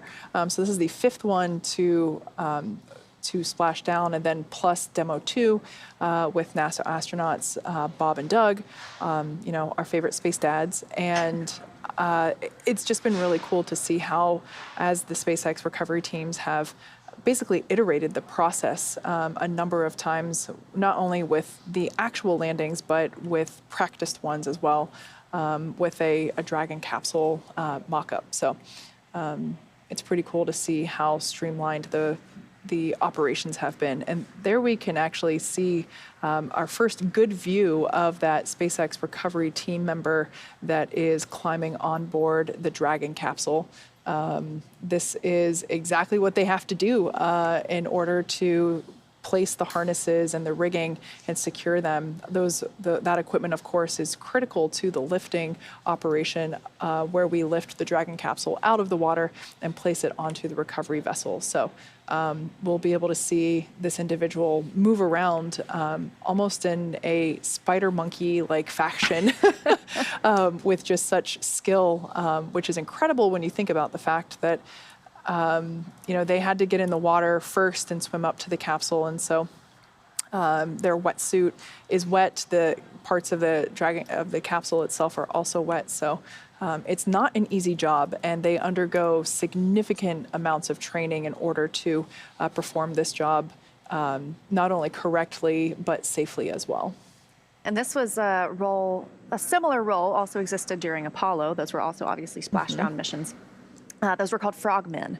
And so they would make sure that the capsule was secured before it was brought into the recovery vessel. But speaking of recovery vessel, as we mentioned, we have several team members that are monitoring and assisting with different roles, whether that is to help with medical checks or to bring the crew Dragon back into the ship itself. We also have my colleague, NASA Public Affairs Officer Chelsea Bayarte, who is on the ship, and she is standing by on the phone to give us an update. So Chelsea, tell us what it's like, what the teams are doing right now, and if you were able to see Crew Dragon as it returned to Earth. Hey, Leah, how do you hear me? Loud and clear. You sound great. Oh my gosh. Well, hello. Ahoy from the SS Shannon recovery ship. Welcome. I'm so glad that you were able to join us. So tell us what the team members are doing right now to prepare to bring Crew Dragon aboard. Absolutely. So let me walk us back a couple of just minutes ago as the Crew Dragon came down. We went to the tip top of this boat on the helicopter pad to get a view. The boat lights turned completely off. You could see every star in the sky. That's how dark it was. And all of a sudden, you see the brightest shooting star you ever saw in your life pointing down at Earth. And I was amazed how quickly, after those parachutes deployed, the shooting star went away and it just became another dot in the sky among a sea of stars. But this boat had, and several other boats in the area, turned on their spotlights. They had a drone pointed at it. So you always knew where the Dragon was, even though to me it just looked like another dot. So they were very quick to locate the spacecraft in the sky as it came down. I had my eyes on Dragon just a minute ago. The boat, the SS Shannon, right now is turning to get into a configuration now that we know that we're safe from hypergulls to go closer to the Dragon. Here it is. See it with your own eyes. Yes, that's amazing. Just in space moments ago, and now we are getting views from the recovery ship as well. We can see it backing up towards the spacecraft. We also had great views coming from the ships during that descent. So can you tell us what's next for the teams and what's next for you and the other visitors on Shannon?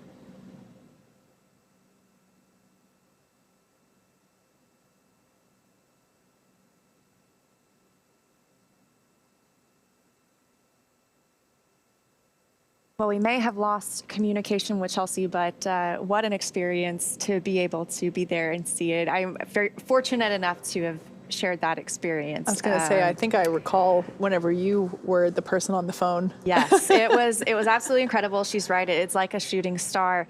And great to hear, that things have been going well on the ship so far. As she mentioned, we were seeing those it looked like strobe lights almost, but those were the spotlights tracking Crew Dragon as it continued its descent. So yes, they had great coverage of that the entire time. So we have a great view here of Dragon Endurance there with the Crew-5 crew still in their seats, strapped in, kind of like that part of the roller coaster after it ends. You still have to stay in your chair until the attendants give you the okay and lift the bar that keeps you in. So yeah, we can see that recovery team in the water. If you look closely, you can see some of those harnesses hanging there in front of the side hatch. We can see the recovery team members on Shannon there near the nest, that they're also preparing that landing area. So the part of the ship that arches above where those crew members are standing, that will actually actuate outward, and that will be the part that lifts the Dragon capsule out of the water, and it will basically bring it right over where that nest is, and the Dragon capsule will be set down on that nest, and then that nest will then be pulled forward. So kind of like if you think of yourself, like that nest will be pulled in the direction of you as the viewer, toward the forward end of the boat, and that is of course where the side hatch will be opened and the crew will egress there using that side hatch. Now when that side hatch is opened, this will be the first time that the crew inside the Dragon capsule has basically breathed earthly air in 157 days. It's the first time that side hatch will have been opened. Of course, the last time it was open was launch day, and that side hatch was closed in preparation for launch. And then while they are on station, they use the forward hatch, or the hatch that is underneath the nose cone there, which is the pointy end of the Dragon capsule. So I always love seeing that hatch reopened because it's a very nice bookend in terms of when that hatch was last closed, that was the day that they went to space, and today's the day that they came home. Absolutely, and that journey beginning back in October and ending just 25 minutes ago, an on-time splashdown at 9:02 p.m. Eastern, and everything is really moving along with the timeline. Ideally, the recovery ship arrives about 30 minutes after splashdown, and here we are, almost ready to complete that rigging process. You can see that team member still on the capsule itself. And they will, again, as you mentioned, lift that and place it in the nest. And the platform that the astronauts egress on is built up a little bit because the side hatch is about halfway up the capsule itself. So they will egress to that, be taken out for some routine medical checks. And eventually they will board a helicopter tonight just within a couple of hours of splashing down that will take them back to Florida before they fly back to Houston, and Anna Kikina will also fly back to Russia. Yeah. So we're getting to the point in time where, there we can see that lifting arm being moved into the recovery position. Everything's going to move pretty quick at this point in time. The capsule will be in that nest much faster than you think it will be. We can see that recovery team member that was in charge of securing all of the harnesses and the rigging still on the capsule. We should see them jumping off and back into the water in momentarily. That will be a good sign to indicate that all those harnesses are secure and in place. Although I imagine it would be kind of fun to ride Dragon as it gets lifted out of the water, but certainly not safe, so we won't be doing that. And when they lift Dragon, it's also very stable the entire time. It's not swinging around a lot because there are those different attachment points that make it very, very stable for the crew members coming out of the water and being placed on the recovery ship. Yeah, of course, the motion of the waves creating a lot of that movement, and there we can see that recovery team member jumping off back into the water. So at this point in time, that's a great sign. We should hear a call out soon, or perhaps just see it first, of the capsule being lifted out of the water. Again, this will happen quite quickly. Dragon, brace for capsule lift. Dragon. And as the capsule is being lifted, there's our first view of that heat shield. Once again, that was the primary decelerator for the Dragon capsule. That's really what helps slow the vehicle down to about 350 miles per hour from 17,500, of course, during that re-entry burn that we saw. Certainly did its job. Yeah. Bringing them to that gentle splashdown with the help of those parachutes, about 16 miles per hour. So they have obviously lifted Dragon. They are placing it in that nest. They'll secure it there and remove some of those attachment points before moving it toward the egress platform. Now we can see some water held in what looks like kind of like a bucketed area there underneath the side hatch. That is the location of where the main parachutes are stored. So all 4 of those main parachutes are tightly packed and placed in that cubby, basically, and we can see water draining from it now. The location of the drogue parachutes is up near where that harness is secured above the side hatch there at the top. And it's always interesting for me to see those attachment points because, you know, before seeing these missions or before working at NASA, you would always assume that the parachutes would just come from the top of the spacecraft. So not always the case. Looks like Dragon is getting comfortably seated in the nest. Again, things moving along pretty quickly. A few minutes ahead of the ideal timeline here. Now just 30 minutes since splashdown. And we already have the spacecraft on the recovery vessel. Again, this recovery vessel being named Shannon after Shannon Walker. Dragon, welcome aboard the recovery vessel. Recovery personnel are completing final checks. Stand by for translation to the egress platform.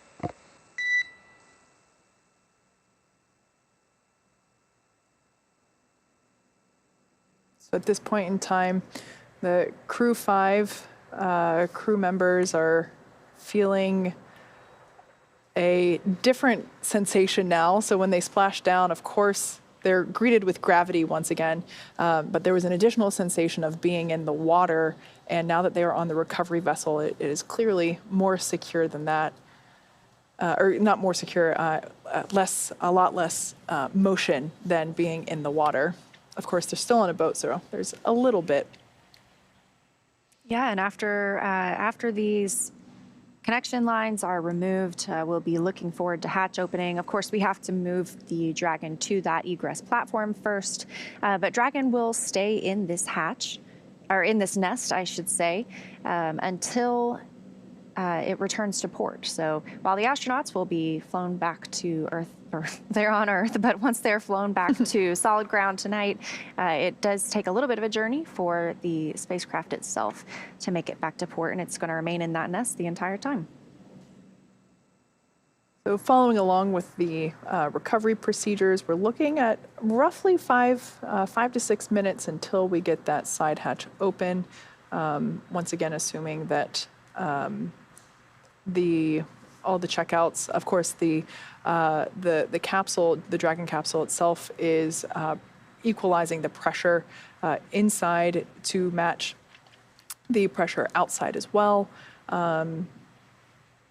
And ultimately, the crew is just continuing to monitor the progress. They're using those screens in front of them, but they remain comfortable in their seats. We continue to flow that nitrox air through the suits in order to keep them comfortable.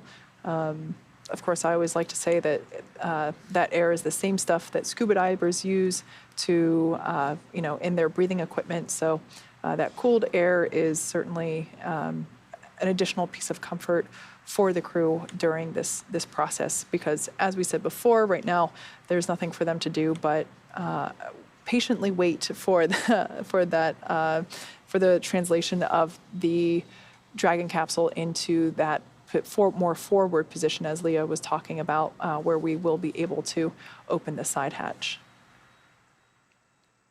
And again, obviously, we've got Dragon Endurance on the left and that view on the right coming from inside the spacecraft itself. Our 4 Crew-5 members, as you mentioned, patiently waiting. No action on their part, just continuing to monitor, and as they are now aboard recovery vessel Shannon. Like I said, this is named after Shannon Walker, NASA astronaut who flew on the Crew-1 mission. There's also another SpaceX recovery ship named Megan, after Megan MacArthur, who flew on Crew-2.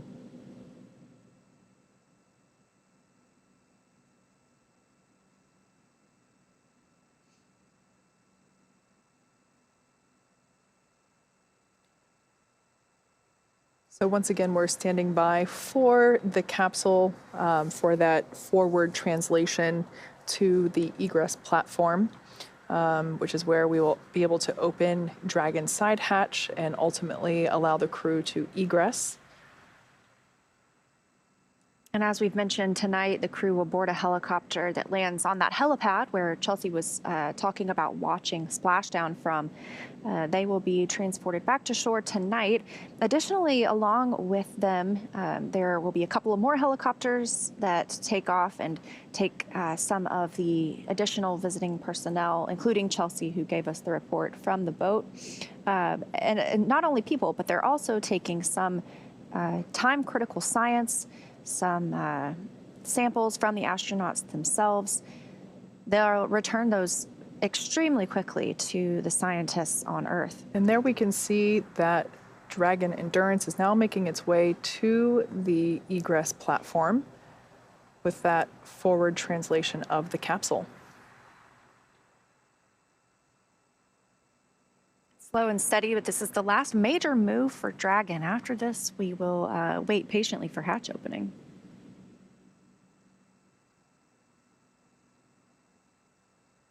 There you can see that platform I've been discussing.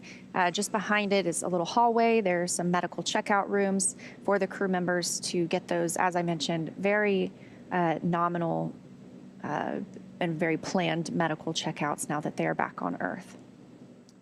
We were able to see the recovery team hosing the capsule down. We're using fresh water to do that, of course, to help minimize any corrosion to the capsule as we do reuse these. So basically just trying to give it a freshwater bath as it is on the deck. We're also able to see that the recovery team on the platform has their personal respirators or breathers. They are going to do an additional hypergol sweep that is to basically triple check that there are no fumes for the MMH or NTO, that monomethylhydrazine and nitrogen tetroxide. Those are the propellants that are on board the Dragon capsule for its on-orbit propulsion system, and they are not fumes that are you're able to breathe. They're quite toxic to people, so we'll see them perform an additional check.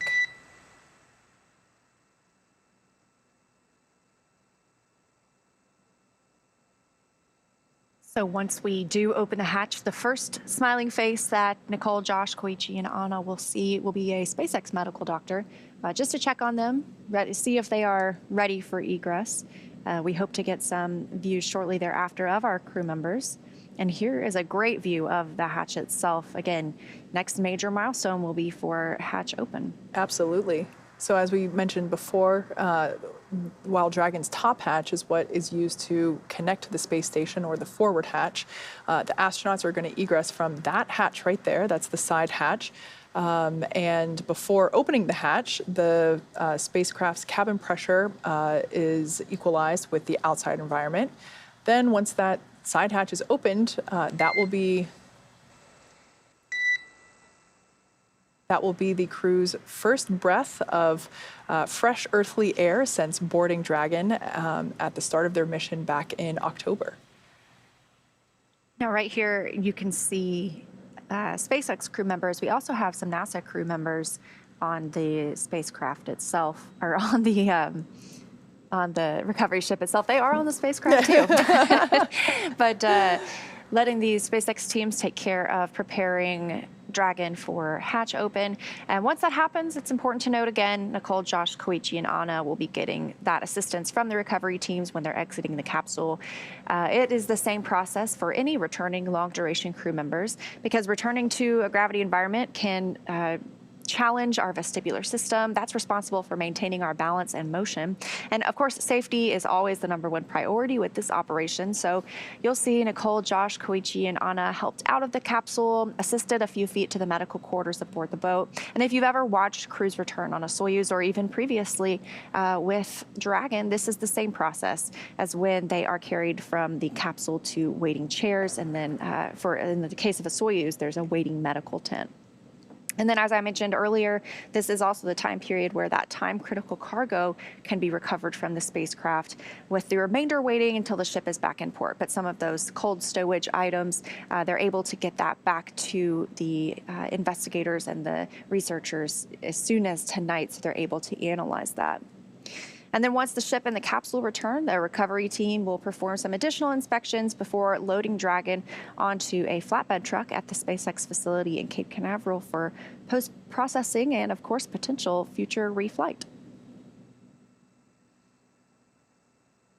So we're about 5 or 6 minutes away from crew egress. We can see that the personal protective equipment. Dragon, stand by for a side hatch opening in approximately the next 60 seconds. We're looking at Rick right now. So we can see that those, and there it is, side hatch open on Dragon Endurance. First time since it was closed last October, sending these 4 crew members on their journey to the International Space Station. And in that view on the right, you can see that SpaceX medical doctor getting that first check, making sure everyone is feeling all right back here on planet Earth before we begin helping those crew members out of the capsule. On the left-hand side of the screen, we can see the recovery team members placing a protective frame around the interior of the hatch. As I mentioned before, of course, we reuse our Dragon capsules, and so really to preserve the integrity of that hatch, which of course is important, we put some protective framing around there to help make sure that there is no damage incurred to the side hatch as the crew members are exiting or egressing from the capsule. I'm still able to get some notes from Chelsea. She said there's a big round of applause on the recovery vessel now that the hatch is open. A really great moment. Really signifies the end of a successful mission. So as we mentioned before, that the individual that you see there on the right-hand side of your screen between pilot Josh Cassada and Commander Nicole Mann, that is the SpaceX medical doctor, always the first person to pop in. Basically just looking for 4 thumbs up from the crew members to indicate that they're feeling all right and ready to egress the capsule. We'll also get a chance for one of the photographers. We do have photographers on the recovery ship as well that are able to document the splashdown itself. So, as I mentioned, going to get that shot. Hopefully 4 smiling faces. I'm sure they're using a wide-angle lens to capture everyone's smiling faces. And the other thing you can note there on the exterior of the Dragon capsule is the evidence of re-entry. You can see there with some slight scorch marks on the thermal protective system there. It was a very pristine white on launch day, and within the last hour, of course, it re-entered the atmosphere and splashed down, and we can see that evidence there on the exterior of the capsule. Yeah, the heat shield obviously did a great job bringing back our crew members safely. And this is the second flight for this capsule, so there is the opportunity for it to be taken back and refurbished or polished up, prepared for another future flight. So for those of you just recently joined, the crew is the Crew-5 astronauts and cosmonaut are now on board the recovery vessel, and we are awaiting their egress from Dragon Endurance. They will come out one at a time, assisted by the recovery team members. As you can imagine, after spending 157 days in space, gravity might not feel super awesome right now, and so we will assist them just to make sure that they are safe, making their first motions back on Earth. You can see them passing out of the capsule. Those are the tablets that we noticed earlier the crew members wear around their upper thigh. They're able to monitor procedures on those tablets. So they're starting to pass those out of the hatch. I think I've seen all 4 come through, and that was a footrest. Those can be detached, obviously, here on Earth or whether on orbit to have a little bit more space in the capsule. So they'll remove those 4 footrests to allow teams to more easily enter Dragon and help these crew members back on board the ship. Again, this view here in Mission Control in Hawthorne, California, teams at SpaceX monitoring the return and arrival of Crew-5.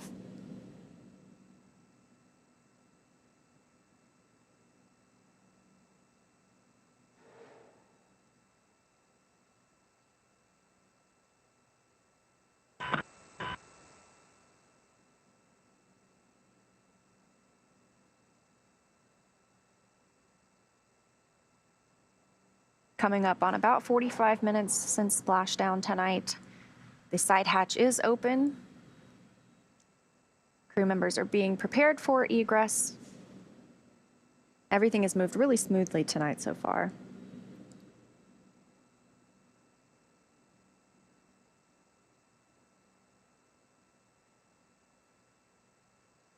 Once again, that is a view looking toward the side hatch. That view has Commander Nicole Mann on the left-hand side and pilot Josh Cassida on the right-hand side.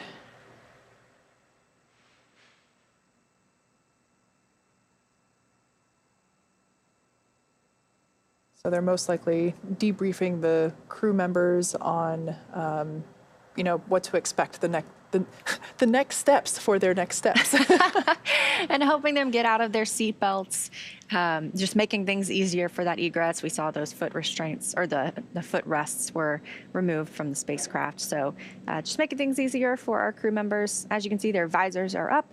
They are hopefully pretty comfortable in those custom fitted suits, as well as those seat inserts that are custom fitted as well.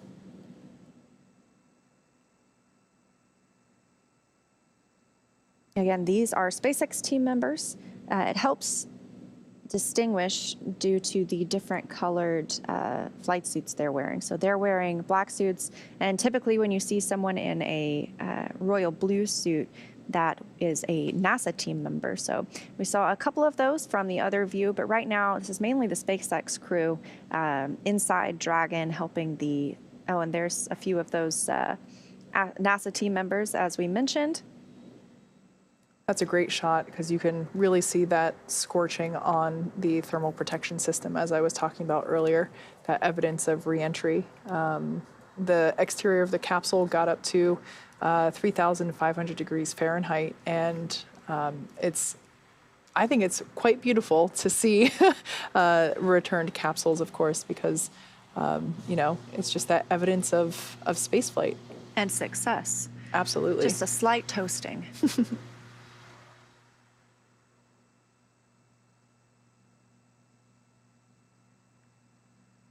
And just a reminder, of course, once these astronauts are helped out of the capsule, we'll see them being placed likely on stretchers, again, helping them regain their Earth legs.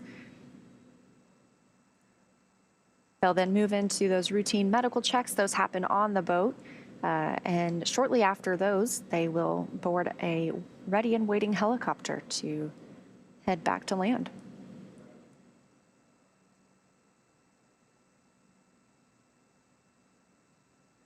Once they come back to Florida, there will be a NASA spacecraft waiting for them to bring them back to Houston. They'll be able to reunite with their friends and family.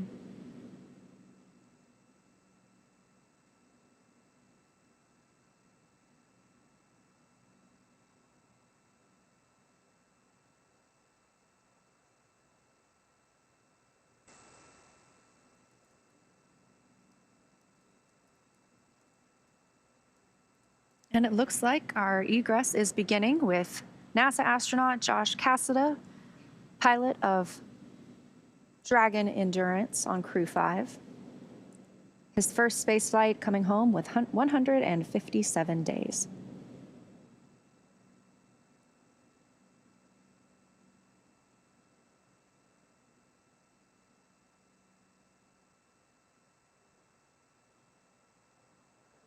I believe there is a almost like a little slide that is secured to the exterior of the capsule and to the egress deck, basically to bridge that gap. Yeah, we could see Josh sliding out of the frame there, and that really just helps them get out of the capsule, not only from the standpoint of making it easier on them, but also preserving the hardware around that, the hardware of the side hatch as well.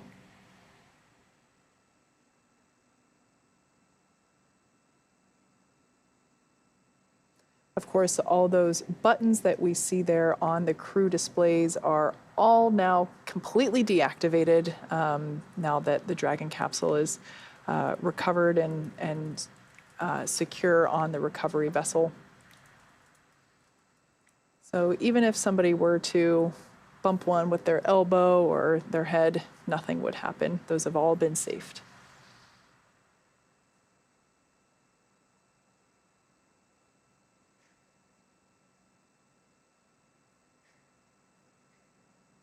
So Josh Cassada, NASA astronaut, our first crew member out of the spacecraft. Looks like those SpaceX team members are back inside Dragon Endurance, and they are helping. I doubt we'll hear any more of those calls from the crew to the ground now that the hatch is open, but every time I hear it, I pause a little bit. Yep. If I had to guess, that was probably that recovery team member accidentally bumping the armrest comm panel, which is the comm panel that they use to basically push to talk while they're in their seats. So if I had to guess, that was an accidental bump there. So it looks like the second individual to egress from the Dragon capsule will be Commander Nicole Mann. And there she goes.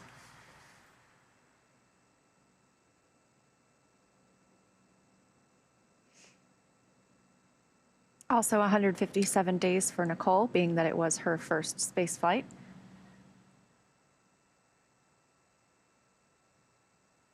I would imagine for Koichi, who you mentioned earlier, has, you'll have to refresh my memory, over 500 days now logged in space? Yes, exactly 505 There today. we go. So I imagine this part is never easy, but he's very familiar, knows what to expect in terms of the change in mobility now that he's back on Earth. Commander of Crew-5, Nicole Mann, also became the first Native American woman to live on the International Space Station. So a real moment of pride there, I'm sure.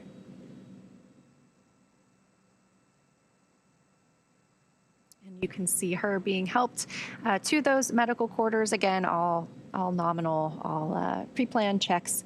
Just an opportunity to make sure the crew is feeling good before they take that helicopter ride back to shore.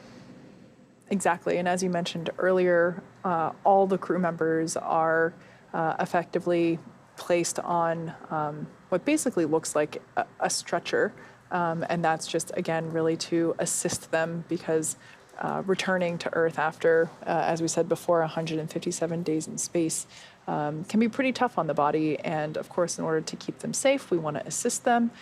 So all 4 of the crew members are placed on a wheelie bed and rolled back to those medical quarters, as you said, for their evaluations with the flight doctors. So now our NASA astronauts are out of the spacecraft. We are awaiting egress of Roscosmos cosmonaut Anna Kikina, her first space flight, and as we mentioned, seasoned veteran Koichi Wakata of the Japanese Aerospace Exploration Agency. And this looks like it may be Anna.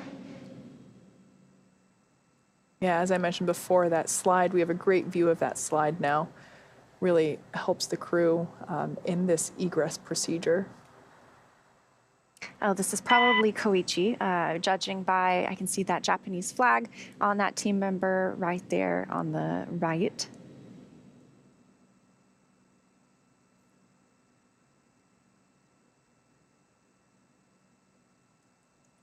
Yeah, I think you're right, because it looked like, yeah, that looks like Koichi. It looks like they were pulling from seat 1, so yeah, that would have been Koichi's.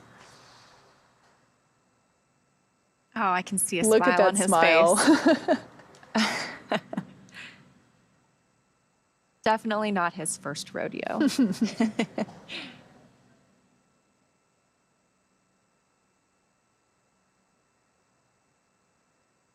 That means our last mission specialist and crew member to egress today will be Anna Kikina. In that far right seat, we can still see one of those SpaceX crew members inside helping her out of the seat restraints.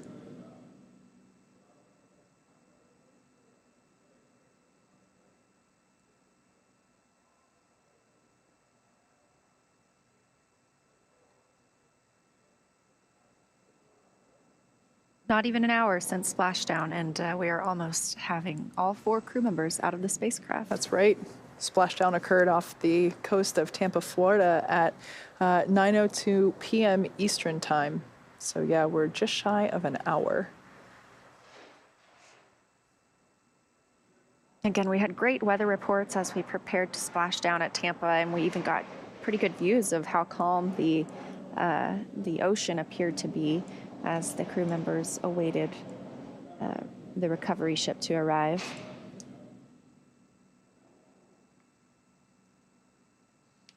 And for those that might be wondering, at the top of the capsule there, there was a curved line. That was the line indicating where the nose cone was separated from the primary structure. So it looks like Anna Kikina, our cosmonaut on board Crew-5, is about to make her way down the fun slide and egress Dragon Endurance, which once again made its second splashdown. Roscosmos cosmonaut Anna Kikina, our final crew member to egress tonight. Again, her first space flight. She will also have those same medical checks before flying back to Russia. Look at that smile as well.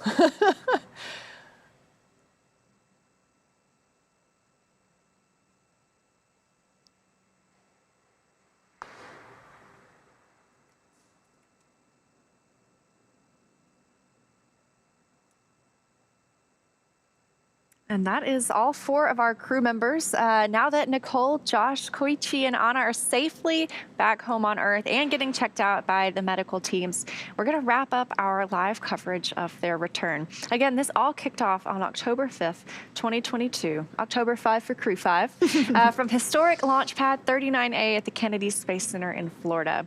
After successful liftoff and separation from Falcon 9, Nicole, Josh, Koichi, and Anna made a 28-hour flight on board Dragon 2, the International Space Station.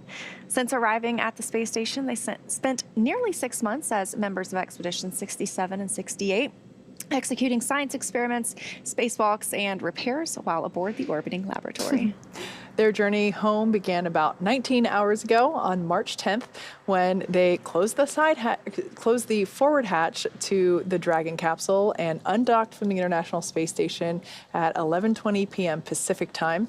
After 4 successful departure burns and a phasing burn to line up their orbit, Nicole, Josh, Koichi, and Anna rested for a few hours before waking up to prepare for their re-entry. We jettisoned Dragon's trunk and performed our final on-orbit maneuver, the deorbit burn, at 5:11 p.m. Pacific time to send the Dragon on its path home. The spacecraft re-entered Earth's atmosphere and slowed its descent with successful deployments of 2 drogue parachutes and 4 healthy mains, with the final splashdown occurring off the coast of Florida at 6:02 p.m. Pacific time. Following that successful splashdown, we saw SpaceX recovery experts move in and prepare Dragon Endurance for its lift onto the recovery vessel. And just a little less than an hour ago, 58 minutes to be exact.